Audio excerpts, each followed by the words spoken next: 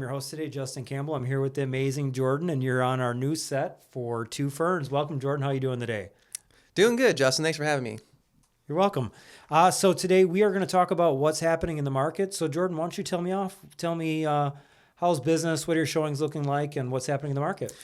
Yeah, there's quite a different, unique things happening. I'm seeing the typical like 300 price range, still being really competitive. With going over ask, with really good terms. If we get a little bit higher in the price point between I would say between the 400, 600, and 700 price range.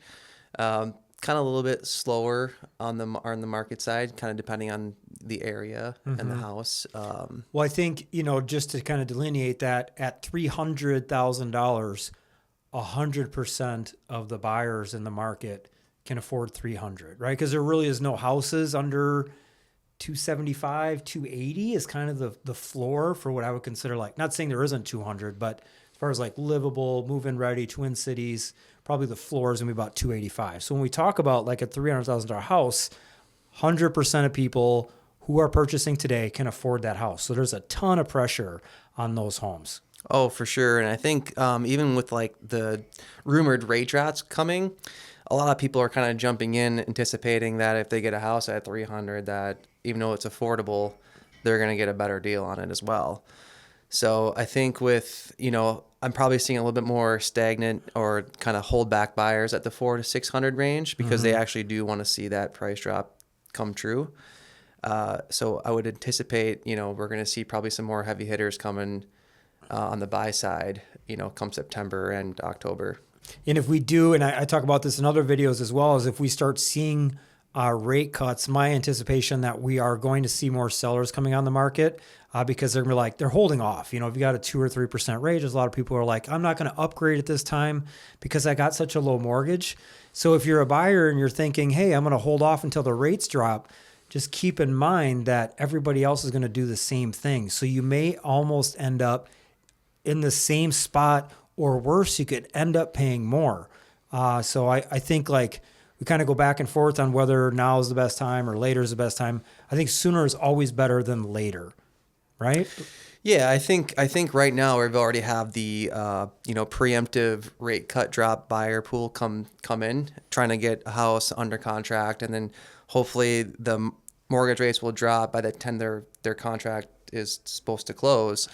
So, I think once rates actually do drop and see it, not only are you going to have the buyers who are trying to jump the train early, they're going to be the people who are going to be on board to get something and probably drive up price. Yeah, I anticipate that, we're probably going to see some appreciation, pretty solid appreciation coming forward in the next 12 months. As far as like different contingencies, like are you on offers, are you having to remove contingencies on those price points to try to get the offer move forward in line? Or I know you had said earlier, you always recommend an inspection. That's pretty much for our operations. I think both of us agree there. Are you pulling some contingencies back or finding a workaround to that?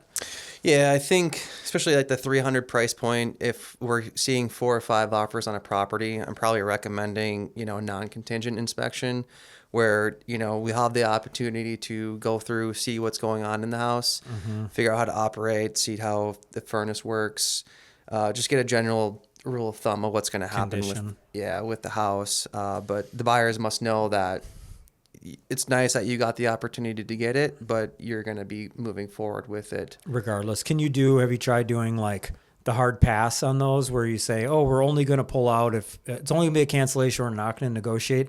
I've never personally used that because I don't think sellers like, oh, they're going to negotiate. I think my fear, at least from the listing side, is they're going to cancel, and then we got to go back on, and it's like, you've already been kind of beat up and sent back. So people are going to treat you're not going to get the same dollar.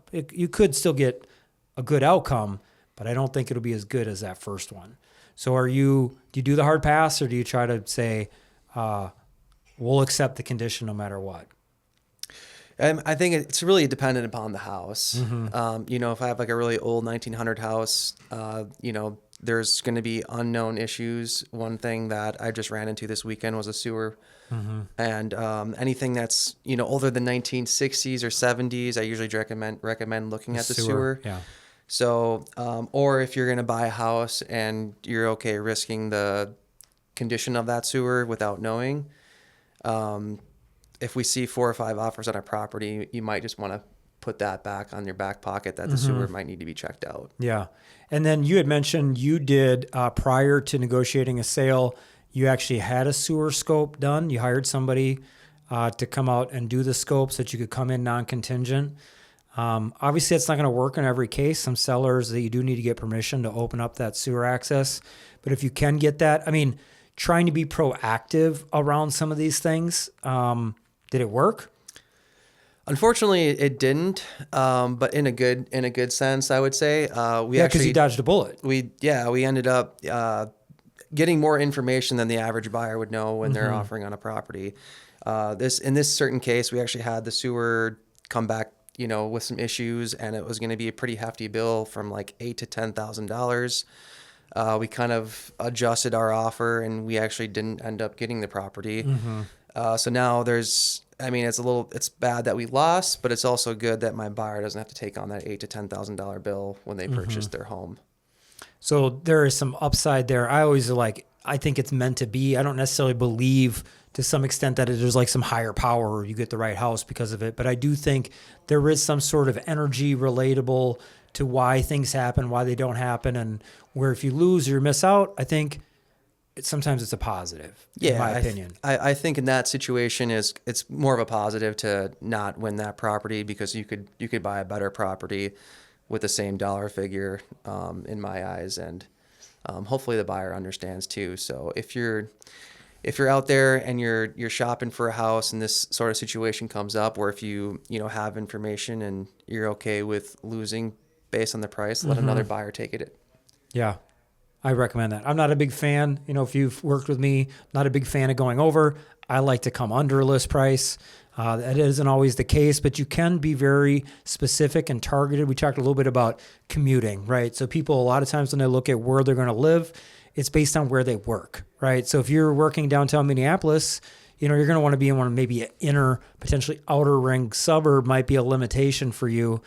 So you're kind of trapped there, but you could maybe look at alternative cities where you could get a better price point that's be more matched to you, or maybe you're willing to trade a little bit of a commute. Maybe you can go to Forest Lake or maybe Rosemount, Lakeville, depending on what side of the cities you want to be on, and maybe have a little bit more flexibility, get a little bit more affordability, and then pay for that in time, driving and commuting. Yeah, I mean, Minnesota, in the winter, we have snow. So that, can add on a lot of commute time too. So if you're 20 to 30 minute commute normally, you're probably looking at probably 45 minutes to even an hour and a half in snowy conditions. So I usually recommend trying to stick to that, probably within a half hour. The inner ring from work, 30 minutes from your primary destination. Anything more, you're going to run into, Minnesota's famous construction cones. Yeah. Cone season. They grow cones. I'm sure they do. Yeah. I feel like if I could get out of this business right now, if I had to find a new career, I would go out and I'd buy 10,000 cones, and I would find work. Cause it seems like a lot of times they just how many times you go into a traffic, you see cones and grow construction, all this, and then you get to the end of it, there wasn't a single person working. Right. Right. Yeah. You'd be in the back of the truck, you throwing them back. Yeah. Just the cone guy. It's what is going on? He just takes it. Yeah. I feel like they're targeting me personally. They go, where's Justin headed? And they're like, let's put some cones over here. And the other thing you can do too is if you're 2 people buying a home, sometimes people are you got one person who works in Minneapolis, one person works in St. Paul, and they're trying to find something in the middle. It might work to cluster that out, so it might work to get a little bit, because the further out you get from the center of the Twin Cities, the price generally reduces. So I still will stand behind looking at some alternative neighborhoods, maybe look into areas that weren't your first choice and trying to find some affordability. And the other option that I'm throwing at buyers is always for me is let's try to find the low-hanging fruit.